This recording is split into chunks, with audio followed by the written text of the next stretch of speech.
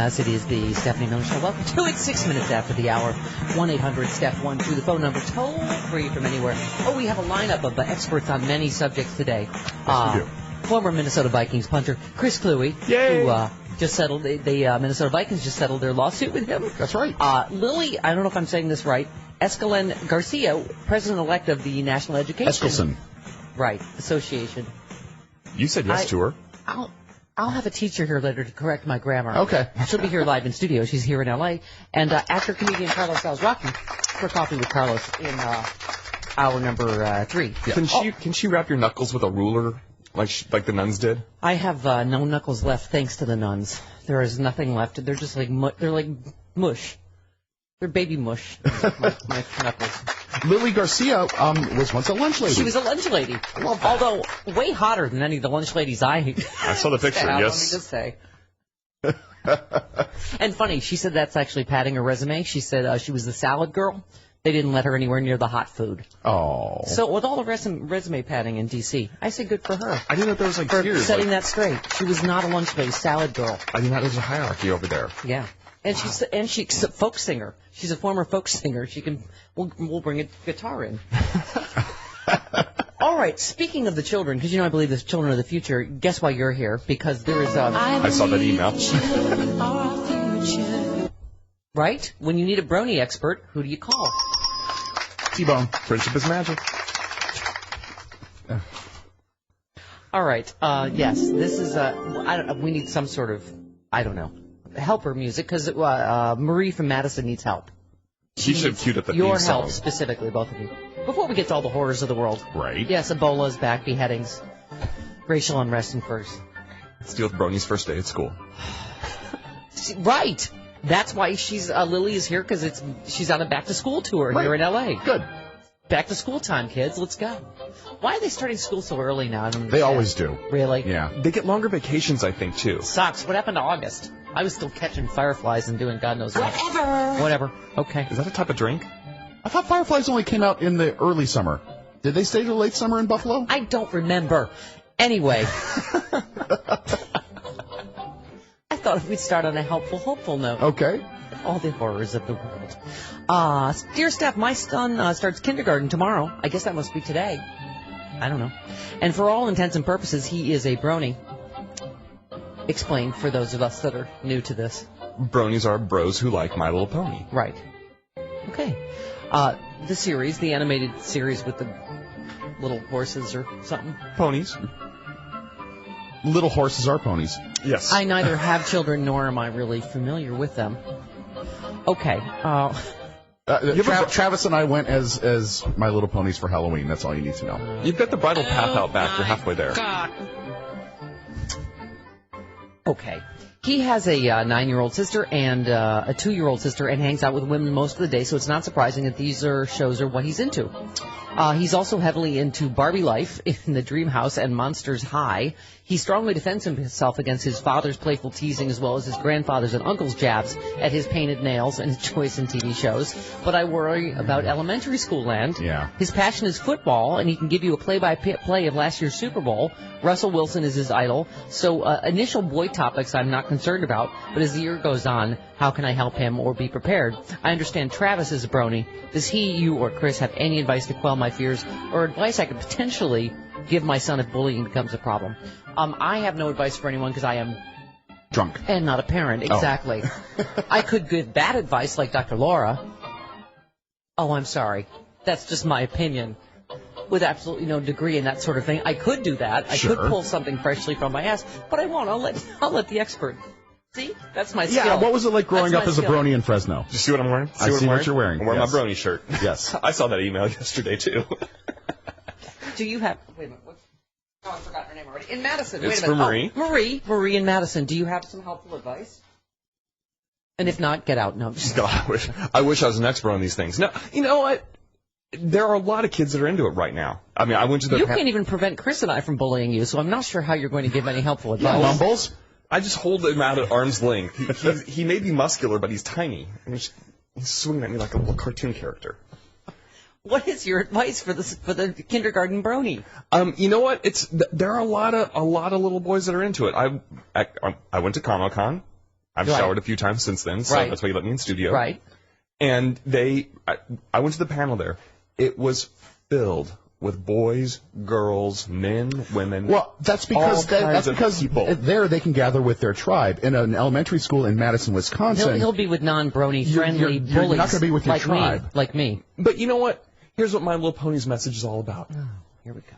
Everyone friendship brings is something- magic, blah, blah, blah. Everyone brings something special to the table. There are a bunch of little ponies that are all different, all unique. Right. They're all Right. special in their But- own little way. but and they bring something to the table. This isn't helping this kid, as he goes into the lion's den of elementary school. True, but he also comes into it. He's like, hey, I'm also into football. I'm into this. I'm into that. This kid sounds. I read the email. He sounds Right. confident. The kid sounds confident. He sounds tough. And confidence in yourself and what you like and what you're into is half the battle. he can, and that's a G.I. Joe thing. Is it? Knowing is half the battle. I didn't know that either. See? Okay, I'm lost entirely. Now, As long as you have confidence in yourself, Yeah. you can stand up to anything.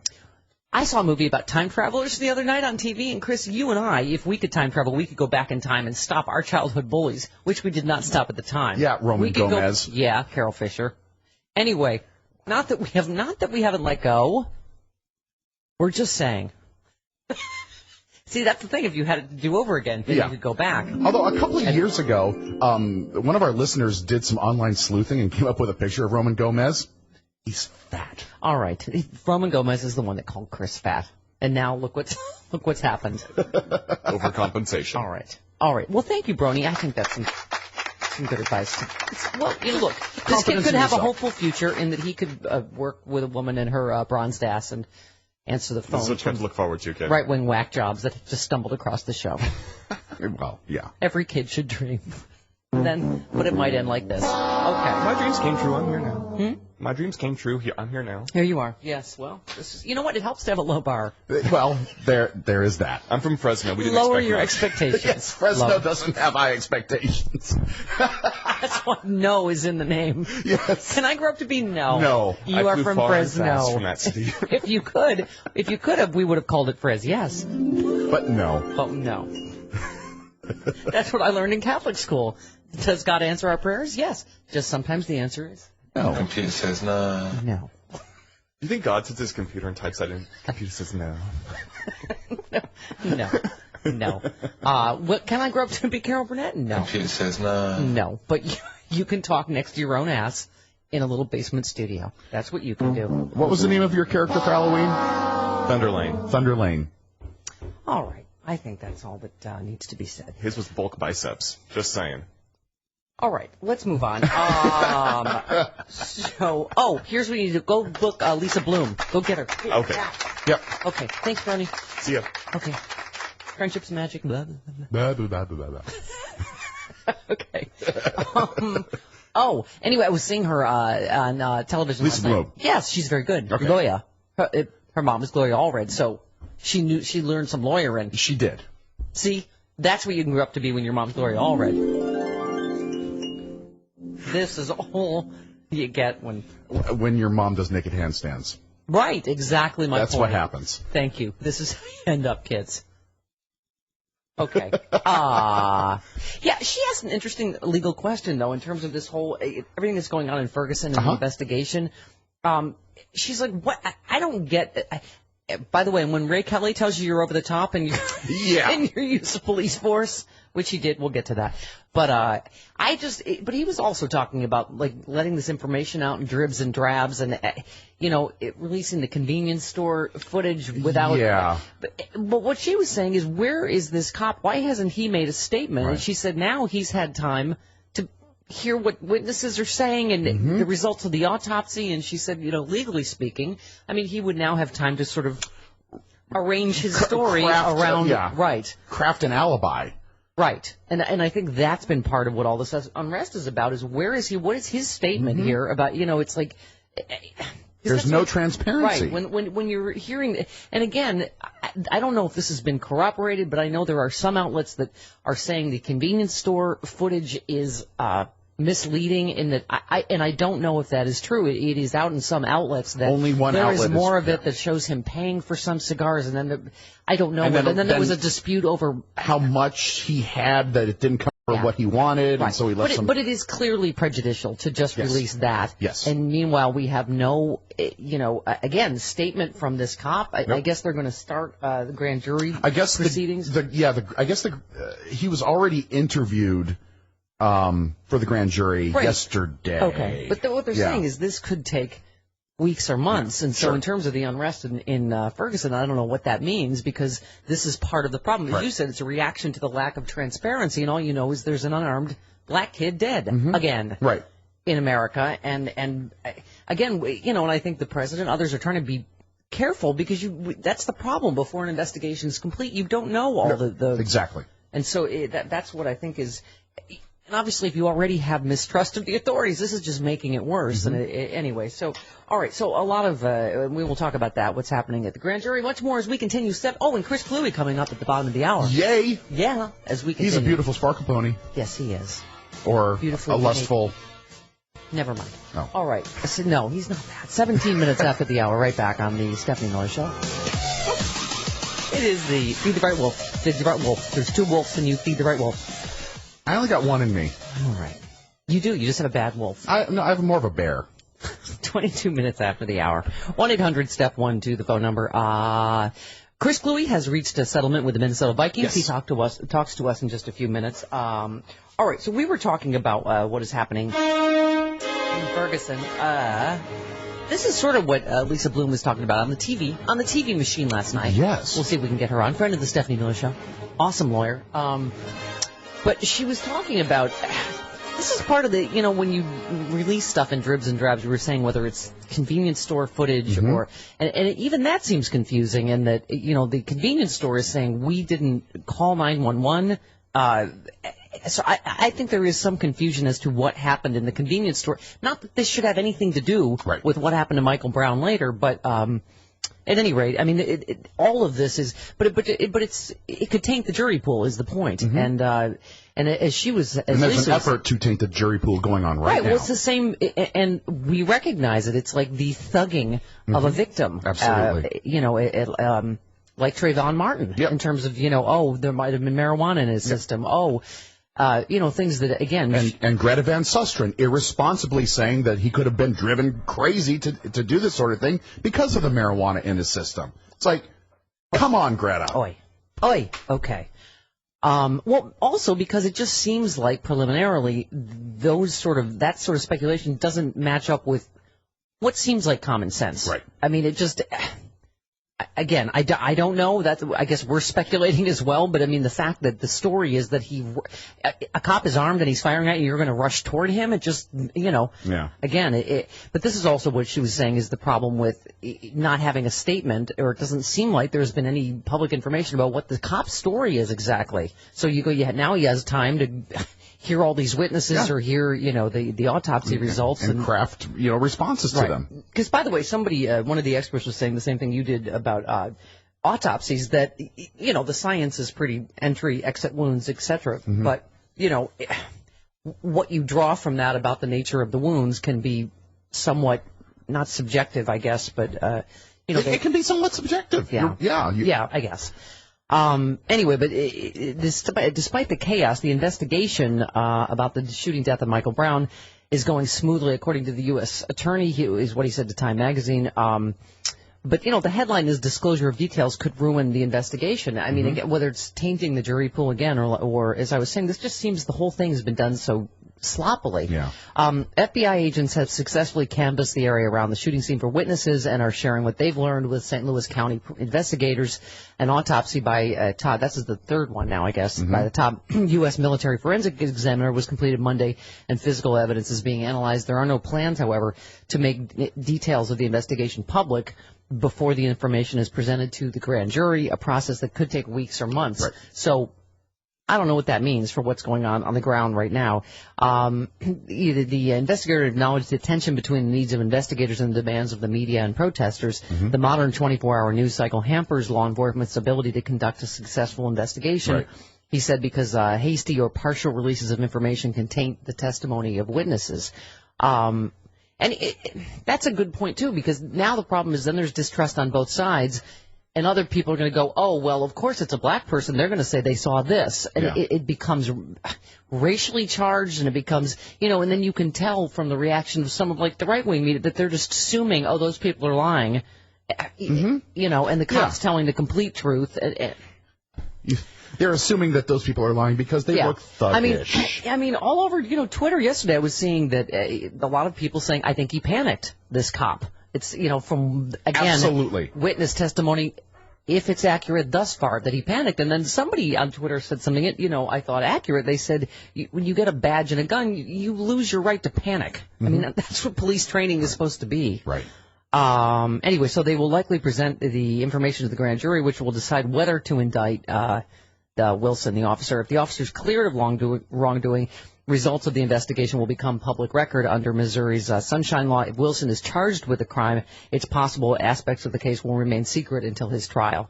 And on a parallel track, Justice Department officials are determining whether to press charges under federal civil rights laws. So it's, there's a lot going on in one situation. And in the You're Not Helping category, remember Jackie used to have a segment called You're Not Helping? You're Not Helping? Yes, racist idiot cop investigated for Michael Brown Facebook posts. Oh, God. A Kansas City, Missouri police officer facing an internal review after spouting off about Michael Brown.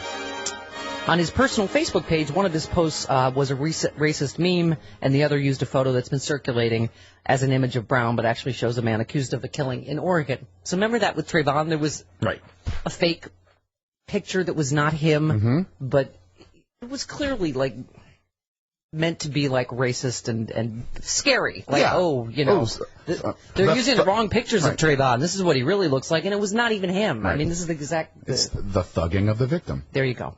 Captain Ron Johnson, Missouri State Highway Patrol. And I'm telling you, we're going to make this neighborhood whole. We are going to make this community whole, and we're going to do it together. And I am not going to let the criminals that have come out here from across this country or live in this community define this neighborhood and define what we're going to do to make it right. And there was less unrest last night. I mean, the problem, though, is, it just seems like the information is conflicting about everything, because Captain Johnson had said yesterday, these are all people that are not from here, but the jail records show different. People arrested during the protest have come from, places as far away as New York, California, but the overwhelming majority of those detained are from Ferguson. Yeah. Captain Johnson had said that mainly those arrested had come from out of town. He initially had said 31 people were arrested overnight, but jail records show 78 were arrested. So, I mean, it seems like there's dissension about everything, whether he's saying, the police used tear gas because they were throwing Molotov cocktails, people in the crowd are saying that's not true. It kind of strikes me as no one is in charge, and there's not one, there needs to be just one spokesperson. But a whole lot of spokespeople are trying to get things out there and muddy the waters. All right. Former Minnesota Vikings kicker Chris Kluwe next on the Stephanie Miller Show. It is the Stephanie Miller Show. Welcome to it. Coffee with Sexy Liberal Carlos Azraki in hour number 3 today. All right, so this was big news. Big news. The Minnesota Vikings have reached a settlement with former punter Chris Kluwe, who is also a friend of the Stephanie Miller Show. Good morning, Chris. Hey, good morning. How's it going? I realized that I wore my Sparkle Pony shirt yesterday, and I did it totally by accident. Congratulations on the settlement. This is great news. First of all, all of this money I didn't realize is going to LGBT organizations. Yeah. Every last dollar of it. I'm not getting any of it, and that was one of the big things that I wanted to be upfront about from day one. Was that this was never about the money. It was about doing the right thing and making sure you couldn't treat people the wrong way. Well, I mean, I just think that, boy, I mean, we know your heart. We've had you on so many times, Chris, but I think that should say a lot to people. Yeah. This was not about publicity. It was not about money for you. It's that you've really always believed in this cause in a, let's just say environment that it's not always been a popular cause, right? Yeah. It's there are quite a few people in the NFL who do believe in LGBT rights, especially among the players, because the players are the younger generation. But there are also quite a few that don't believe in LGBTQ rights, and it's our job to make sure that the former outnumber the latter. So under the deal, the Vikings will donate an undisclosed sum of money to 5 gay rights-related charities over the next 5 years, right? Yeah, it's a fairly significant amount. It's we're under an NDA, so we can't say the exact amount. It's pretty standard for settlements, but it's a pretty significant amount. More importantly, I saw that you said you're convinced the Vikings and the owners are committed to this cause. You said they want to make this a reality where there is no discrimination in sports, there is no homophobia. I think that is also significant.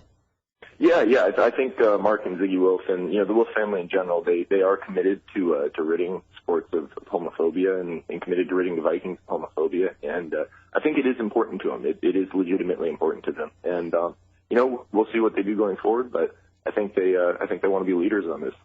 Chris, are you surprised with, obviously marriage equality has been moving forward so quickly, but also just the number of athletes coming out? I mean, again, I know it's not like huge, but I mean, every one of them is a significant stride, right?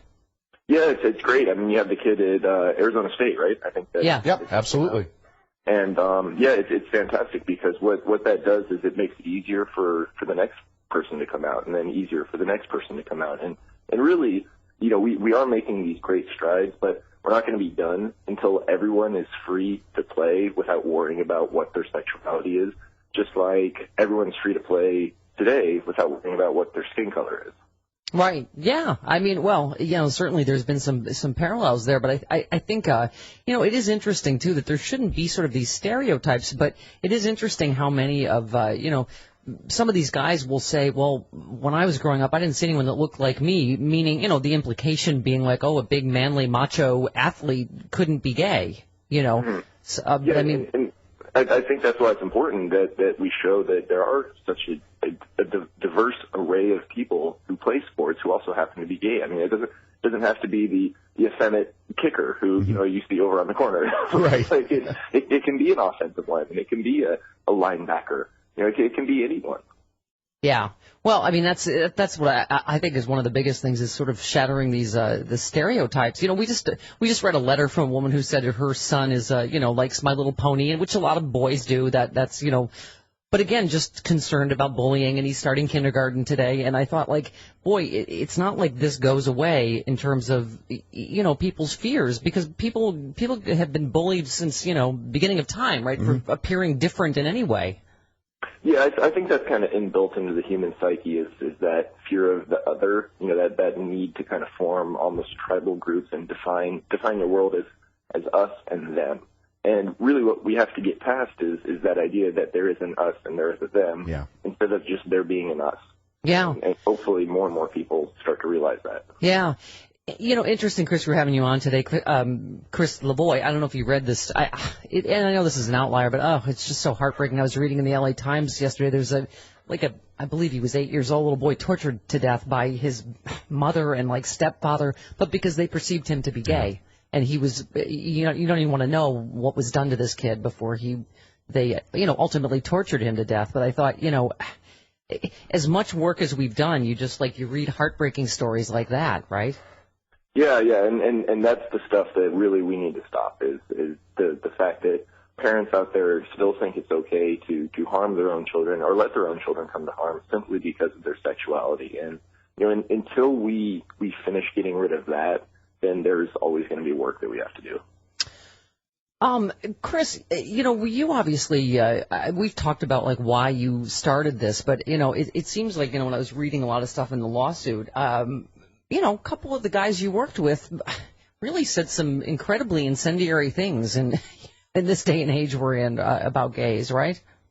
Yeah, that's one of the things too is that the NFL is making strides forward, but there are people in the NFL who just don't understand gay rights, and that's something that's not dissimilar from the rest of society. I mean, there's tons of people in society who don't understand gay rights, but we are making strides forward in that more and more people are understanding why that is a bad thing. And I think that's why this settlement is so good for the NFL and hopefully society in general. It shows that, look, we're not going to accept that anymore. You can't do that anymore, and if you do, there will be consequences. Yeah, yeah. Well, I mean, and there were in your case, Chris, I think and also I think the thing you did, it's like, while it seems like, oh, that shouldn't be extraordinary, I guess it is, where you go, oh, but you're a straight guy. But it's that poem about, oh, there was no one, I didn't stand up because I wasn't a unionist, I didn't stand up because I wasn't Jewish, or whatever it is I mean, that's exactly, you're in the best tradition of that. You don't have to be something to go, this is wrong. Right, exactly. And really the heart and soul of that poem, I think it was composed either during or right after World War II. The heart of that poem is the fact that if you don't stand up for other people, even though you're not the one being oppressed, then one day it will be your turn, and who will stand up for you? Right. Yep. Chris, I know a lot of people want to know, what are your plans now, post-football? Just staying at home, taking care of my kids. I get to be the stay-at-home dad. Yay! yeah, exactly. My wife's working. She's a therapist at a group home near where we live. So she's doing that, and I get to watch the kids. Doing some writing, and we'll see what the world brings me. I smell a Chris Cluey book. I can't wait to read it. How old are your kids now? 6 and 3. Oh, wow. Athletic? just wondering. We'll see. I mean, they're definitely going to be tall. I'm hoping they can be athletic, so we can get like a volleyball or basketball scholarship. That'd be nice. Yes, definitely. That would help, Daddy. Yeah. If they don't want to, though, whatever they want to do. Yeah. I have a friend who was an Olympic sprinter. She and her husband both were, and she was saying, she goes, "Yeah, our kids are really athletic. It's weird." I'm like, "Really? Really? Because that's not weird." I think that's genetics. Yeah, exactly. They're really fast. I was like, "Wow." A shock. Well, Chris, thanks so much, and I'm so glad that this is, honestly, such a good resolution, I think. Yeah, that was one of the main things we wanted, was to find a way to move forward while making sure that people got help. And really this was the best way to do it, as opposed to just dragging stuff out for a couple of years in a legal battle that eventually at the end of it you're like, okay, what was actually solved? Who really gained from all this? Yeah. Well, I mean, I've obviously worked with Trevor Project and a lot of other organizations like that. And, Chris, there is work to be done, and that's why this money is really going to help, because there's still a lot of gay kids killing themselves. There's still a lot of homophobia to fight. So, this is certainly it's a huge mitzvah, as they say. Yeah. So, I'm glad it's over, and I'm glad people are going to get help that otherwise might not have gotten that help. I mean, that's really the main thing. Yeah. Oh, once again, you've done it. You've gone. I've gone from gay to questioning. All right. Sorry about that. Thank God there's a Mrs. Cluey. All right. Thank you, Chris, and congratulations. Thanks. Yeah, thanks for having me on. I really appreciate it. All right. Anytime. All right. We'll be when the book comes out. Oops. I spoke too soon. All right. Thanks, Chris.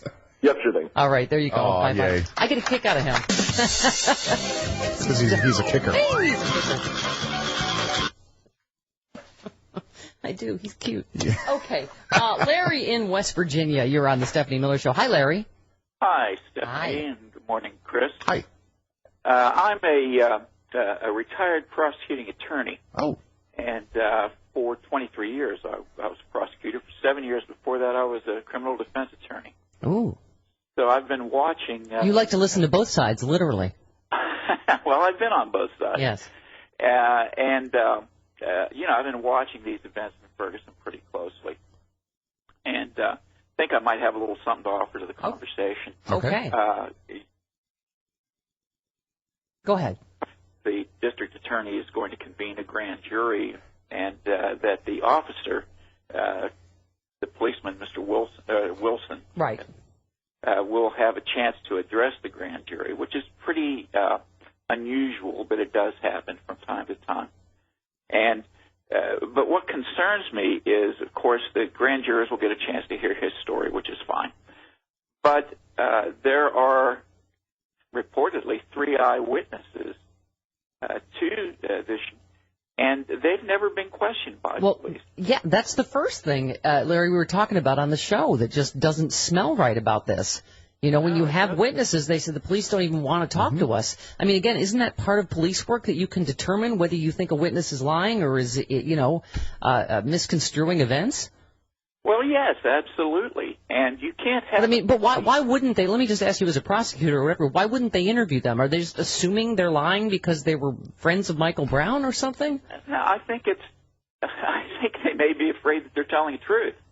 Yeah. Not that they're lying, because, this is apparently a band of brothers in this police department, and they're gathering ranks, and they don't want the grand jury to hear... Well, yeah, we have people like his friend that I guess he was texting with, Officer Wilson, and he's basically talking about, he's just so distraught, and Michael Brown has a nation behind him. Darren doesn't. It's like, well, because Michael Brown's the one that's dead. Right. Like, what? What are you not understanding about why there is, this outcry, right? Larry, is Larry on delay, or am I? No, right. The phones in West Virginia must not be up to par. I'm thinking, or just my headphones on 7-second delay. That's the other thing that's been really suspicious is that's exactly what people think because they're not looking for the truth, they're looking for a cover-up. Von Seal in Asheville, North Carolina. Bonjour. Bonjour, your own self. How are you all today? Good. Go ahead, honey. As part of the village to help raise my child. Yes. I want to remind you of some wonderful parenting advice for the person who was scared that her little boy was going to be bullied in kindergarten. I know you're going to find this hard to believe, but our little Fuller was a bit eccentric. Yes. And so... And grew into a sullen, resentful teenager, as I recall. Yes. And now she is a beautifully accomplished, grown-up human being and just the pride of her mother and father. Yes. Along with our 2 other boys. But anyway, Fuller, like I said, was a little bit nutty, a little bit different. A little bit nutty. Oh, God. I wonder where she got that idea. I'm confused. I think I blame you. All right, fine. Fine. I was kind of an absentee parent. Exactly. But anyway, she was teased quite a bit. And I finally told her, I said, just look your tormentors in the eye and say, thank you. And it worked. Really? It shuts them up, it confuses them, and they don't know where to go from there. A little jiu-jitsu. Yes. And it also works as a parenting thing if your kids are bugging you to death, if you use a little sarcasm with them. It just kind of stops them cold. So I thought you would appreciate that with your... You know what, Von Seal? Why do you think I would appreciate the sarcasm? Von Seal, I think I did that. I think I did that when I was being teased as, a junior high kid, and it didn't work. It didn't work. No. They just came back harder. So might be delivery. Yeah, we'll work with you. We'll work with you. See, now after years of working with a sarcastic expert, right now I'm better. good. Right. Yes. All right. But my childhood was hell. So. All right. I'm sorry. But work on the delivery. And okay. Fuller would look in the eye. All right. Love you, Von Seal. Love you more. All right. Bye. Then the kids just think you're weirder. Seriously. 48 minutes after the sarcasm. It's an art. Yeah, I know. Okay. 48 minutes after the hour, right back on the Stephanie Miller Show. Call the Stephanie Miller Show. Welcome to it. Coffee with sexy liberal Carlos Alzraki. Lily Garcia, president-elect of the National Education Association, live in studio. She's in a back-to-school tour. That's right. Ring the bell. School's in, sucker. Right? As MC Hammer would say. What? Okay. 1-800-STEPH-12, the phone number, toll-free from anywhere. Oh, by the way, what? In a related story, Teachers Rock, I was looking at a lot of the tweets from Ferguson yesterday. Jennings school teachers cleaning up West Florissant Avenue in Ferguson this morning. One teacher even organized activities for students at the Ferguson Public Library because they're not back in school yet. Right. Teachers are awesome, generally. Teachers are awesome. In my opinion. Okay. Dan in Great Lakes, you're on the Stephanie Miller Show. Hi, Dan. Hi, Steph. Hi. I think what happened with that cop is something similar that happened with the George Zimmerman case, in that they were both on the wrong end of a butt whipping, I think. When the cop went to go grab a 6'4", 290-pound kid, he's sitting in his car, is what one of the witnesses said. Mm-hmm. In that skirmish, that kid got the better of him somehow. And that cop got angry. He got out of his car and started firing and couldn't stop himself, and now he's in hiding. You know, that's what I was saying yesterday, Dan. Again, you know, we're all speculating. That's what, you know, stuff like this, you know, leads to. But I think you're right. It seems like he got angry. He lost control. You know, and again, we'll see. But the witnesses we've heard from thus far, he had his arms up, you know, which is what this whole thing is about. And it seems like the autopsy so far shows that, doesn't it? Well, you know, Stephanie, I think so. I think the kid, once he got away from him, you know, okay, this is supposed to be over now, at least that part of it. If he's going to arrest him, arrest him. But that part of it was over for the kid. Yeah. It wasn't over for the cop. That cop was, he somehow, I'd like to see what he looks like, because they were saying at first that, you know, there was some puffiness on his face or something like that. The kid was only trying to get away, and the cop lost it. Yeah, well, I mean, and again, we'll see, but, you know, from what I saw from that first autopsy, it seems like that one shot came from, you know, he was probably running away, and then I have a feeling he turned around and put his hands up and said stop, and you're right, cop didn't stop shooting, right? I think you're absolutely right, Stephanie, that the cop somehow got his orange peeled a little bit there and lost control. Yep, all right, honey, thank you. Got his orange peeled a little bit. Never heard that before. As the kids say. Do they? Okay. I don't know. Okay. Yeah, but I mean, that's the point. As we've said, George Zimmerman is the cop wannabe doofus. You know, this guy was supposed to have better training than this, you know. By the way, in the you're not helping category, the mayor of Ferguson? Oh, this guy. What's up with that guy? He looks like he should be selling used cars in Vegas. Yes. And I still would not buy a car from him. He said that he is concerned that Tuesday's fatal shooting in North St. Louis will give agitators another reason to riot. The slightest thing can inflame people's anger. Really? Another person being shot to death in the middle of this is just the slightest thing. Then earlier he said racial tensions are not present in Ferguson. Did you see that? How does he was on figure that? with Tamron Hall. It was unbelievable. He said, I don't believe that's the case. There's not a racial divide in the city of Ferguson. Tamron Hall said, according to whom? Is that your perspective, or do you believe that's the perspective of African Americans in your community?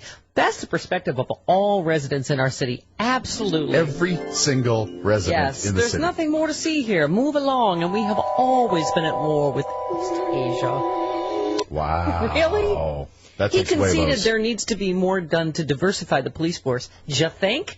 And that there's 3 black cops 98% in a city, right? In a city white. where it's 70% African American. Yeah, wow, that is stunning.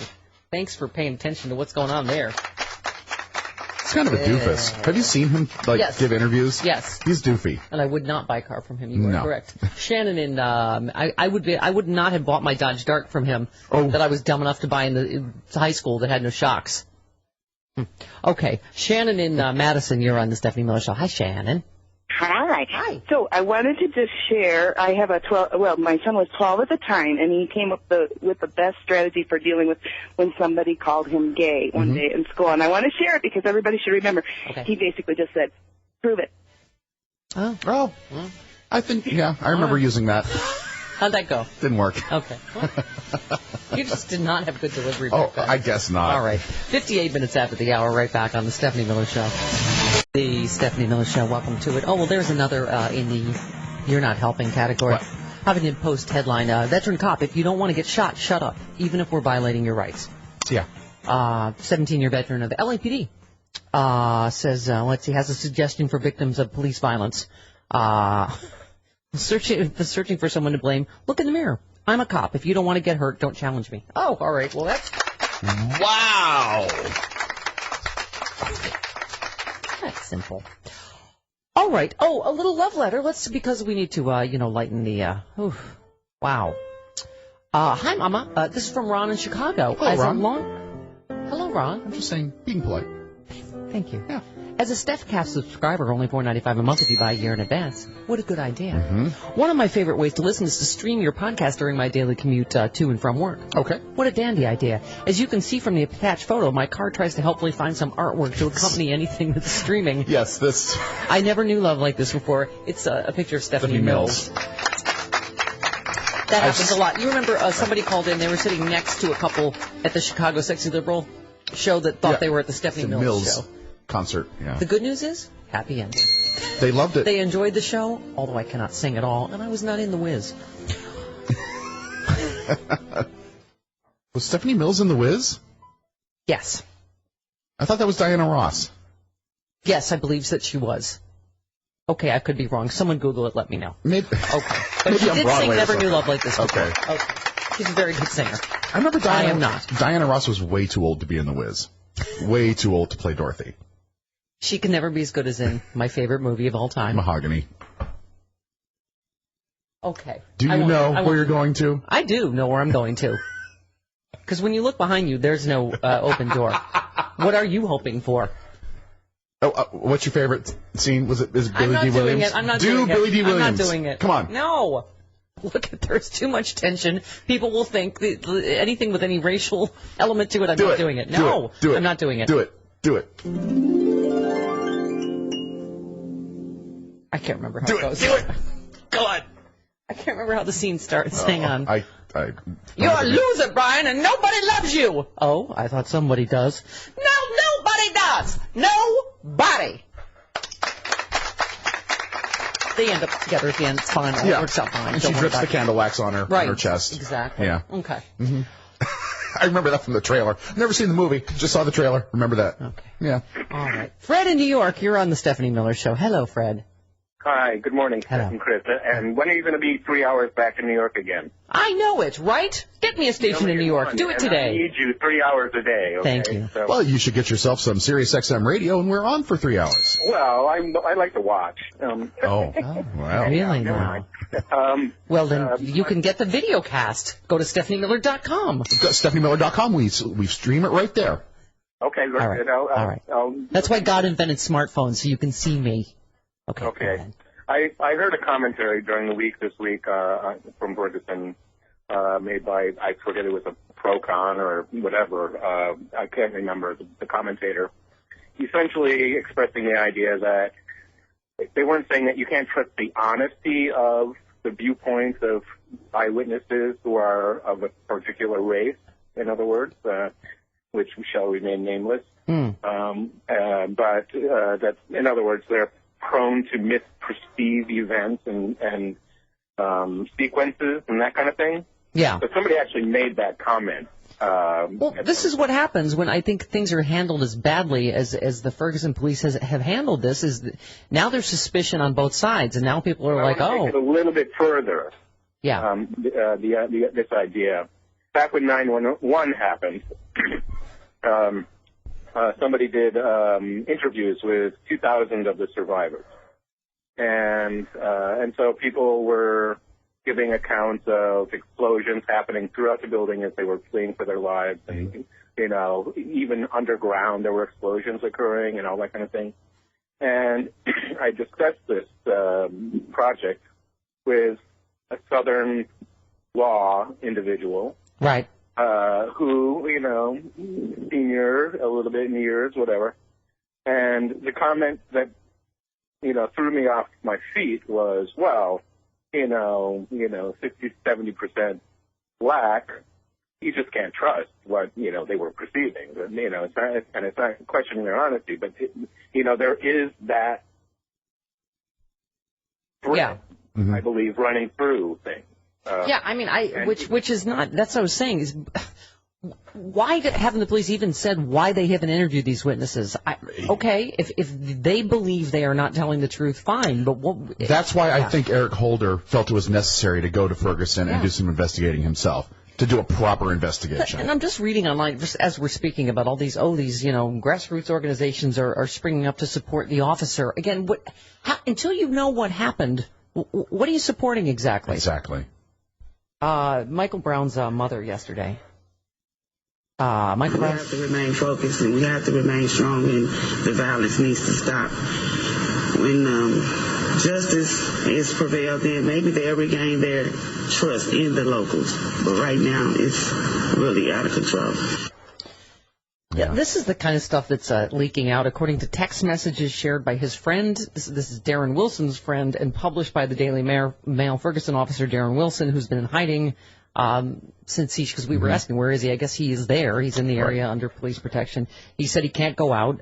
In a series of texts to a longtime friend, starting after the friend appeared on television, defended him, Wilson said, the support is really keeping me going during this stressful time. Just stay safe. I appreciate all you've done. He went on to say, it's sad for Mike Brown and his family. Darren could have just tasered. This is interesting. The friend said this. Darren could have just tasered him, and Mike would have spent 6 months in jail or something and maybe get his act together after that. Darren could have gone on with his life, too, but now both of their lives are over. It sucks. I'm sure Mike's family's having a hard time, but at least they have the support of the whole nation behind them openly. Darren doesn't get that. Well, he's the one that's dead. Right. What, again, I'm not sure how you... There's not an equivalency there. Right. The kid is dead, the parents lost a child, right, and the officer still has his life. Yes, he's in hiding, which is no way to live, but he still has his life. All right, let's go to Dan in Arizona. You're on the Stephanie Miller Show. Hi, Dan. Hi, how you doing? Good, go ahead. Oh, just a minute. Hi, how you doing? There, that's better. Speaker. Hey, have you ever heard of Kinlock, Kinlock? It's right outside of Ferguson. It used to be the first incorporated black community in the state. And in about 30 years ago, St. Louis started a buyout program to make an airport, which they never did. And in 1980, more than 4,000 people lived in Kinlock. And now there's less than 300. So I don't know if that had anything to do with it, because there's a lot of kids and grandkids probably still remember being forced out of their... Actually, it was a black-only town, while Ferguson was a white-only town. So I was just wondering if y'all thought maybe that had something to do with it. Well, look, I don't know. I know Kathleen Madigan grew up there and said that, this kind of racial tension has been going on for a long time. Yeah. I don't know how it's helpful to have a mayor that goes, nope. Got nothing to see No here. racial tension of any kind in Ferguson. Really? We all have TVs that we just turned on. Now let me sell you a car. Now here's a Dodge Dart. I swear it has shocks. I just put new shocks on it. By the way, someone tweeted, they said, you've never known shame unless you've owned a Gremlin. All right. Yeah. Dodge Dart, not the same. Not the same car. I owned a 1974 Chevy Impala. I owned a Sprint. What's a Sprint? I don't know. It was a little red car that they made back in, Was it like a Le Car? Yes, sort of. A Renault Le Car? All right. In other crime news, Rick Perry. Oh, love that mugshot. Book him, Dano. That wasn't a mugshot. That was a headshot. He practiced for that. Oh, God. Yes, it was Sans glasses, of course. Yeah. God, he looks so much. It's like Clark Kent and Superman. I was like, oh, Superman, it's you. You look dumb again. He looks so less presidential without glasses. Oh, it's working. All right, here he is. I'm going to enter this courthouse with my head held high, knowing the actions that I took were not only lawful and legal, of course, but right. All right. Tell it to your cellmate. All right, and again. I'm going to fight this injustice with every fiber of my being. And we will prevail. All righty then. Timo Sabi. All righty then. All right. I can't wait for the concert from the jail. Hello, I'm Rick. The Stephanie Miller Show. Welcome to it. 22 minutes after the hour, 1-800-STEPH-12, the phone number, toll free from anywhere. All right, very, very important news concerning Diana Ross and Stephanie Mills. Okay. From Jerry in D.C. Hello, Jerry in D.C. Welcome. Good morning. I am the official openly black, openly gay karaoke singer of the Stephanie Miller Show. Well, I would hope you're openly black. God, we just had that opening this morning. Go ahead. But Stephanie Mills was in the Broadway version, and Diana Ross was in the movie version. Thank you. Of The Wiz. Thank you. Unfortunately, the movie version sucked because Chris is right. Diana Ross is way too old. She was like in her late 30s or something. Although I think the real point here is that Chris racially profiled Diana Ross. What? What'd I do? All right, I don't know. Go ahead. Go ahead, Jerry. What did you want to say? I was saying Michael Jackson also sang higher than Diana Ross that is in true. the movie. That is true. But I also called in to talk to you about Ferguson. I just wanted to share with you and your listeners some stats. And Barbara Streisand was also too old for Yentl. All right, so this is true. That's from the gay scene from. Okay, all right, go ahead. So, some stats about Ferguson, about the police and their practices.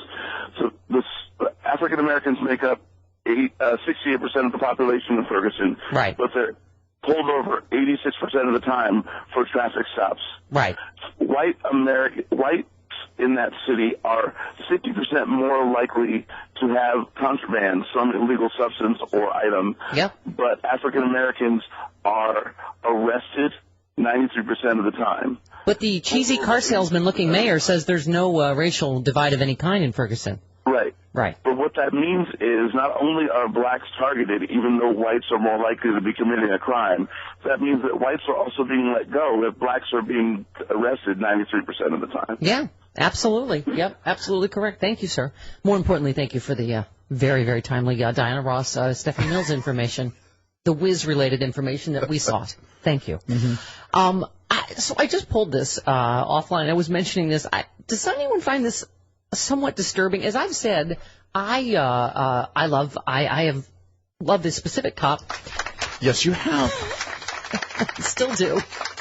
Really? But no, I am not anti-police in any way, but is this somewhat disturbing before really anybody knows exactly what happened here? Blue porch lights, Darren Wilson T-shirts, part of growing support for Ferguson officer. I mean, again, does it bother anyone that Hannity just reflexively seems to just, be on the side? I mean, this is part of what makes there this racial kind of tension and divide, because it's like, automatically the white cop's telling the whole truth, right? And Hannity always goes for the white person. Always. Yeah. Yes. Porch lights, many of them, and again, it's not about whether you support police or not. This is about this specific cop that I'm like, wait, what are you saying you're supporting? What if he did in a panic or in a fit of anger shoot this kid and he's charged? Then what happens to all these porch lights? Many of them looming blue are being left on in St. Louis and across the country in a show of support for the police officer who shot and killed an unarmed man 10 days ago. Walmart in DeSoto was out of blue bulbs, said commented on the Support Darren Wilson Facebook page. You can get blue bulbs? Apparently. All right. An online campaign to help the Wilson family with any financial needs they may have, including legal fees, has taken in nearly $40,000 in 2 days. And then they're selling the I Support Officer Wilson T-shirts, hoodies. Oh, that's interesting, hoodies. And tank tops being helped to support his potential legal aid fund. The black shirts are emblazoned with a police badge featuring Wilson's name, the date of the shooting. Oh, that's nice. And the words, "I stand by you." The back of the shirt says, "We got your six," which is, another way of saying we got your back. Mm-hmm. I just find that somewhat suspect. Yes. Okay, Senator Claire McCaskill. Not just going out independently and canvassing witnesses, but duplicating all of the forensic work, the DNA, the trajectory, all of the blood pattern.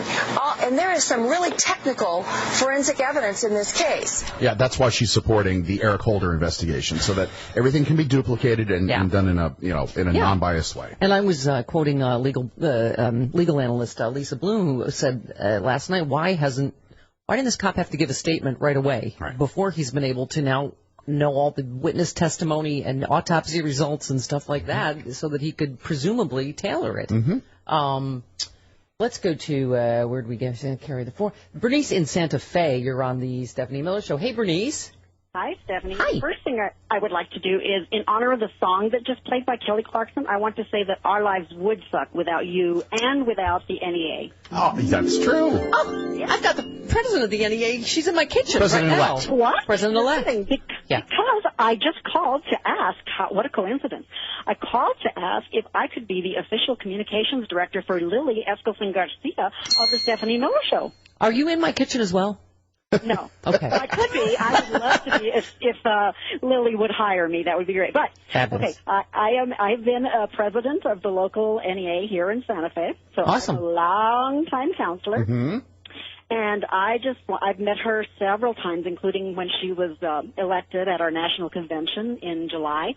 But I just want to say that she has taken on, head-on, the many difficult issues that we have in education. And, we have so many hopes for her. I think it's going to be such a difficult job for her because everybody thinks she can cure the world. You'll want to stay tuned after the commercial break here at the bottom of the hour, because then she will be right here. Oh, I'm at work, and so I have to go to a meeting because we're meeting with our kids this morning. I'm not going to be able to, but I'm taping this so I can hear it later. Good. I love you. Thank you. Love you too. Love you Bye. too, Bernice. We love our teachers. Putting the children first. What's that about? Whatever. Go meet with the kids. I love that she was a lunch lady. She was, yes, the president of the elect of the NEA was a lunch lady. Yeah. A salad girl. A salad girl. All right, we'll talk to her next. Dennis in Tennessee real quick. Hello, Dennis. Hi, Jeff. Hey, hon, 30 seconds. Go ahead. All right. They approached the people about, hey, if you want to get rid of this government in Ferguson, why don't you register and vote? The Missouri RNC chairman called it purely political and a move just to increase the Democratic Party, and they would do everything they can to torpedo. Of course, because they want less people voting. Exactly. Huh, that's weird. Seemed like if you had strong policies of some sort, that wouldn't be a concern. Huh. Thoughtful chin scratch. 29 minutes after the hour, the president-elect of the NEA next on the Stephanie Miller Show. Stephanie Miller Show, 34 minutes after the hour. Wow, that is a great orange. Orange is the new awesome. That's right. Okay, am I going to say this right? Lily Eskelsen Garcia, president-elect of the National Education Association, live in studio in an awesome orange dress. And that's why my sixth graders always called me Miss Lily, because no one can say Eskelsen. Eskelsen. Also, congratulations are in order not just for your election. You just got married July 4th. So the Garcia is new. It is, and I'm getting used to that, and it's just wonderful. Yeah, exactly. You're here in LA on it's the back to school tour. And there is no better time for a teacher than the beginning of school. I was always one of those people that came in like after the 4th of July on July 5th, and I'm setting up bulletin boards. I'm going, come on, kids, come on. And here teachers all You're like an over education geek. I am pathetic. And I couldn't wait for those sixth graders to walk through the door, and that's what teachers all over the country are feeling right now. Well, we were just saying all this unrest in Ferguson. I thought, boy, there's the tweets. There's the teachers. Jennings school teachers cleaning up West Florissant Avenue in Ferguson. One teacher even organized activities for students at Ferguson Public Library because they're not back in school yet because of the unrest. And that's what I've never understood. We have so many issues we got to talk about because you're facing a lot. And I have never understood reflexive, I don't know what else to call it, like teacher hating. Oh, thank you. And why? Right. I don't want to get into, I bet there's a big, deep, dark conspiracy out there to hate teachers. But I will tell you, we are simply confused as to why, if you don't like the weather today, blame a teacher, for it. I actually heard from one of my colleagues in Missouri who runs the association there, NEA Missouri, and they're organizing teachers to help those kids. The students that are living through this right now, they're in trauma. They're in trauma. They're seeing violence in front of their very eyes. And when they walk into that school building, they're going to be confused. Little kids, big kids. And the teachers are having to make this up because this wasn't in our teacher training, how to deal with riots and unrest and someone who got killed and what it means to live in that community right now. So teachers have come together all over the country, really. Because kids are asking questions about this. Well, and you personally are a walking inspiration in a delightful orange dress, may I just say. You are the first Latina head of this. This is the largest professional organization, teachers union in the country. Right. 3 million strong, obvious. Absolutely. And the first female since 1983. And I love this Washington Post piece. Lunch lady rises to teachers union leader.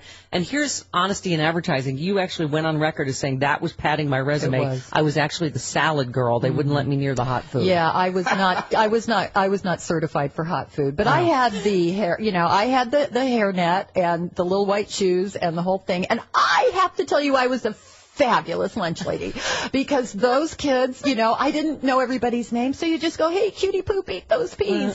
And they had an opening as a teacher's aide, and I got the job as a teacher's aide. Oh, wow. Well, yeah, right. You were lunch lady, kindergarten aide, went back to school to pursue a teaching degree, worked your way through University of Utah on scholarship, student loans, and as a starving folk singer.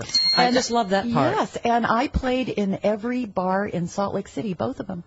And it was, and one of the things we're talking about is college affordability. Yeah. I was able, as a very struggling, starving lunch lady, to go to college on a national direct student loan from the federal government. They made an investment in me, and I was able to pay it back. Graduated magna cum laude in elementary education. Later got your master's in instructional technology. On Atari 800. I was not done with your resume. Now you may speak. And you got your master's on an Atari? I did. That is amazing. I was like pre-mouse. Please don't. I'm so old. But, I mean, all of the things that made me, I got to be the Utah Teacher of the Year with a fluke in the universe, and love what I do.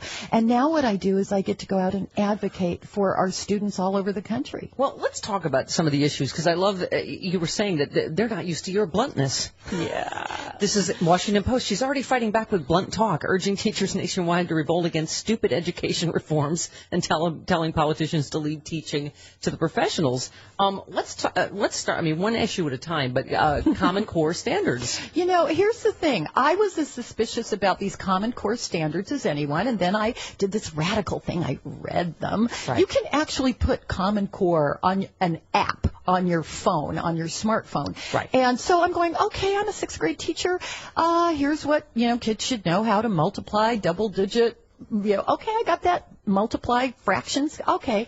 I actually was looking for, is there something where it won't fit on a standardized multiple choice test? Right. Because that is what everything seems to boil down to.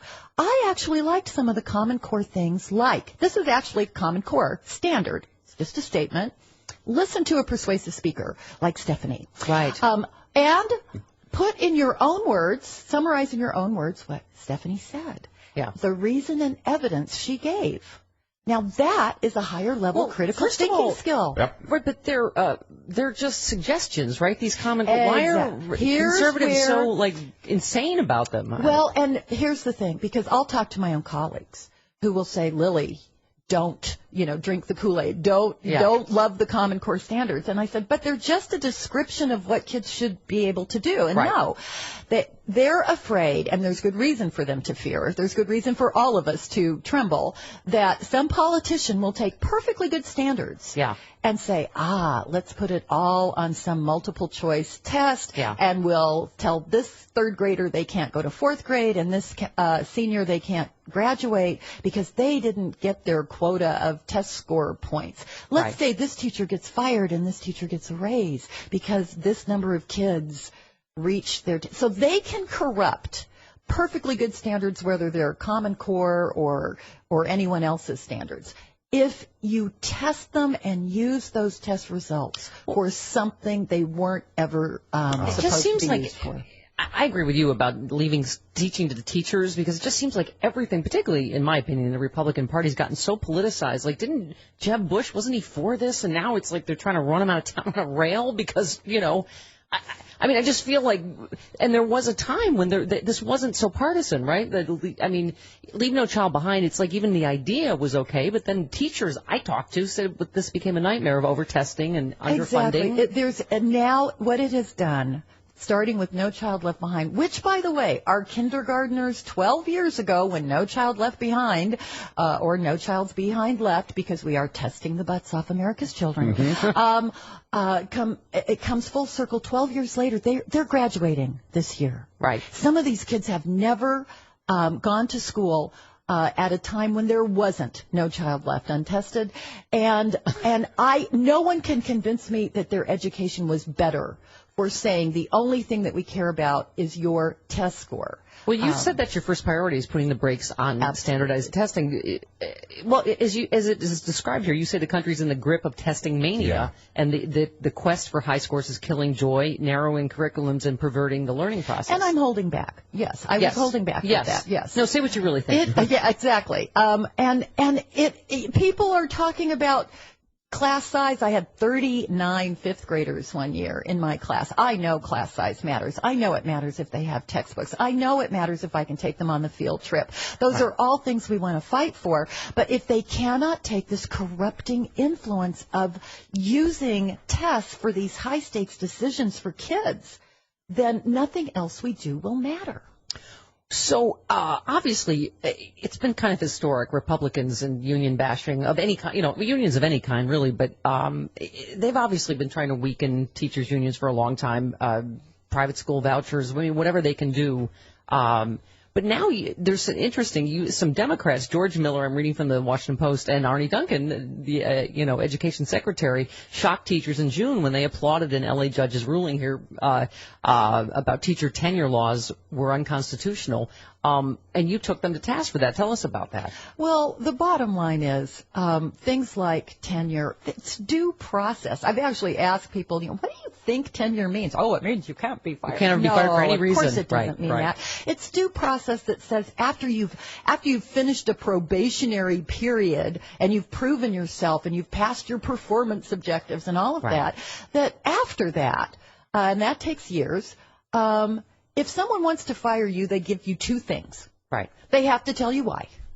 And they have to, if you think it's unfair, you get a chance to defend yourself in front of a hearing officer. Now, how long that takes, the waiting periods, those are the things that they're arguing in the law, but due process for losing your job is not unconstitutional. And so what you want to constantly put in front of the people is that's a distraction to me from what we're really talking about. I don't know anybody that has ever made the argument that we have this huge body of unqualified or incompetent educators. Yeah. The vast majority are good people doing their job every day. Right. Why aren't we making a lot of money? And why aren't we giving them what they need to do those jobs? Right. I have a friend that's a teacher. She's just like, I don't get it. I don't make, and I got to buy my own supplies. That is inexcusable. And yet, they're just like I say. That seems to become in vogue sometimes. This teacher bashing, in terms of, like you say, sort of assuming they're all incompetent and tenure means that anybody they can never be fired ever. Do you want to know why I think that? But don't tell anybody, okay? What I think is really going. It's just between us. Okay. Yes. All right. Shh. Don't tell anybody. If you see all the needs of public schools, high class sizes, books, technology, all of the things we need, and you have no intention of funding those, gee, wouldn't it be nice to distract people by going, look over here, bad teacher, bad teacher, bad teacher. Look over here, because if you can say, if we just had better teachers, the roof wouldn't leak. If we just had better teachers, those kids wouldn't come to school hungry. It gives you an excuse to not do anything for that community or for what that school needs. Lily, I honestly, I've heard this. I was saying you had a fan call in from Santa Fe right before the break, but I think people, your honesty in talking about not just school lessons, but your life lessons, I think is so refreshing.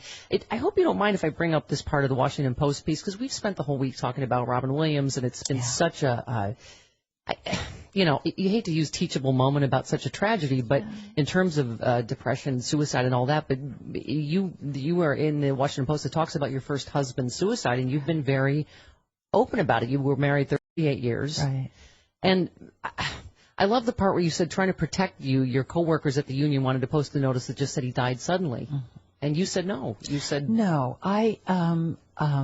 My husband had suffered depression practically all his life. Right. And so it's always a shock. But when I said, no, you're going to say he suffered depression, lifelong depression, and that depression took his life. And when this thing with Robin Williams happened, if you've had a loved one who's committed suicide, you relive it every time the news comes up. I love what you said. You said there's no bad guys in this. There's no villains. No. He didn't do this to us. His sickness did this. Exactly. My dad died of cancer. It never once occurred to me that I could have cured my dad's cancer, or that I was to blame for that cancer. It was really my older son who put it all in perspective very quickly. My son Jeremy, who lives in Utah, said, Mom, Dad couldn't hurt a fly. He couldn't hurt a fly. You talk yourself in this mental illness. You talk yourself into thinking, I'm doing this for my family. Yeah. People would be better off without me. Well, Lily, before we go, it's interesting because I think when that overused phrase "teachable moment," I mean, you heard all the controversy from Shepard Smith calling him Robert Williams a coward to Rush Limbaugh blaming liberalism. But at the same time, the psychologists were also saying we don't want to make this seem like it's an option. I mean, I know a friend of mine who struggled with depression said that's one of the main reasons she always says I wouldn't kill myself, because she said it makes it an option for my nephews. And so how do you teach about that without saying, Well, one of the things that I found was, because I was so open about rural suicide, you're like a magnet. People who have had loved ones or even their own depression will run to you because you find out that it's something they've hidden, that there's something they're ashamed of in their family or in themselves. And they look at you and they go, well, you don't seem so upset. You seem like a normal person who gets by every day, and you're not crippled with shame. And when you give them a big hug and you say, just tell the truth, it's this. Yeah, take the shame away. Yes, whether it's your own depression or someone that you love, talk to people about it. Be open about it. Don't make it the skeleton in your closet. And that's one step into something that's more healthy. You know how I know you're a really good teacher? I've gone way over time with you. Oh, no, well, we got her till the top of the hour. Oh, we do? Yeah. Okay, well then I see. We can take some calls after the break. 49 minutes after the hour, back with a few more moments with Lily on the Stephanie Miller Show. Stephanie Miller Show with the president-elect, ladies and gentlemen, starts September 1st as the new head of the National Education Association. Lily Eskelsen. Garcia. I'm going to focus on the Garcia part because she just got married to Mr. Garcia July 4th. We were laughing. You said something during the break. We're like, oh, my God, you're the face of every issue in America right now. I really am. But in a good way. Yes. Life is good. Well, we were saying, I love this story, that your Spanish is not good and his English is not that good. No. Alberto speaks the only 4 words in English that any man, I know you'll want to know what those 4 words are, needs to know. Yes. And I taught him that. I don't want him to learn one more word. I want what you want. Now tell me that, and you get to use want twice, it's an amazing economy of words. That's it. You're done now. Say after me, sweetheart, and it's just working beautifully. You're a good teacher. Love is in the air, yes. But we were talking about immigration reform a little bit. So he is living in Mexico waiting for his... and he has a perfectly good tourist visa, never had any immigration issues. He can travel and come. But even under the best of circumstances, filling out all those forms, we plunked down thousands of dollars to a nice immigration attorney to do all the paperwork for us, because it is like in bureaucratese, which is a lingo all its own. Think about all of those folks down there that out there that don't have thousands of dollars to plunk down to an immigration attorney, couldn't possibly navigate the bureaucracy. That's it. When people say, just go back and get in line and do it right, I'm doing it right, and it's already taken 14 months. Yeah. Now, you said something else during the break, which we did not think the Twitterverse could love you more. But go ahead, your son. Well, my little boy Jeremy, who's 37 years old, and I'm 39. So yes, that's why I don't teach math. But he and his partner Mike, in the great state of Utah, have been together for 7-8 years now. They're a wonderful, loving couple, and they are one of those 900 married gay folks in the great state of Utah. And so we've had nothing but wedding bells in my family this year. And he was telling me, he said, Mom, I was born and raised in Utah, so was Mike, and we actually do have Utah values. We want to get married. We want a family. We want a strong, monogamous relationship where you find your life's partner and you grow old together. That's Utah values. Lily, it's interesting because, obviously you hear this all the time from our friends on the right, like, what? They're teaching children it's okay to be gay. We don't want our teachers. It is okay for my son to be gay. Right. But I always say that it's so interesting. We had one caller that stuck in our head like all these years, a father who said like he was so nervous, like, what do I tell the kids? What do I tell the kids? And finally sat them down and said, Betsy and Mary next door, they're, and he just explained they're a couple like mommy and daddy are. And the kids are like, okay, can we watch cartoons? Exactly. We've really turned a corner on this. Thank you, Will. Thank you, Grace. Yes. Because for our kids, and we think, oh my God, and we hyperventilate. What will they think? Right. And they'll think I know what. When Mike and Jeremy, years ago, we had a commitment ceremony for them that wasn't a legal marriage. But I mean, all the families showed up. Mormon members, Catholic members, Unitarians, not so much of anything. They filled that church, and a lot of people, if you had polled the people in that church, in our little Unitarian church in Salt Lake City, Utah, and said, do you support gay marriage? Half of them would have said no. But they supported Jeremy and Mike. They loved Jeremy and Mike, and they were happy for them. Because you're a good mommy and a good teacher. We have 20 seconds left. How can we support you and your general rockingness? And the NEA? Hug a teacher this week. They're excited. They're putting up bulletin boards. They know their kids are more than a test score. So give them a hug and say, get out there and love those kids, because they deserve it. You are a delight. Hug a teacher. Do it. Teacher says do it. All right. Thank you, Lily. Right back on the Stephanie Miller Show. We've replaced Lily Garcia, president of the National Education Association, with Lieutenant Garcia from Reno 911. Let's watch the fun. That's good coffee. I think it's like my man. Coffee with Carlos sells Rocky. Have a Zimbabwe latte. I'll have a Kenya cappuccino. Jim never has a second cup of coffee. Mountain-grown coffee. Carlos sells Rocky. I was going to make espresso. Handpicked by Juan Valdez. Coffee with Carlos. Good to the last drop. That's what we need to do. Good morning. We need to send Lieutenant Garcia to Ferguson. Buenos dias. Thanks for elevating my police rank. I was only a deputy, but pardon me. You make me lieutenant, I'll go down to Ferguson, straighten everything out. Me and Jonesy will go down there and. So he needs another glass hole. Well, that's what you need. Is you need a biracial police force team to go down there and just clear it all up. Okay. Just like Obama himself he's 2-in-1. There you go. He should go down and take care of it if you want me to. Yo quiero lo que quieres. I want what you want. To love me. I want you. What? I'm How tired. awesome was What's she? going on? Wow, the Twitterverse exploded. How awesome was she? She was awesome. Yeah. The Lily, the head of the new president-elect of the NEA. What's her middle name?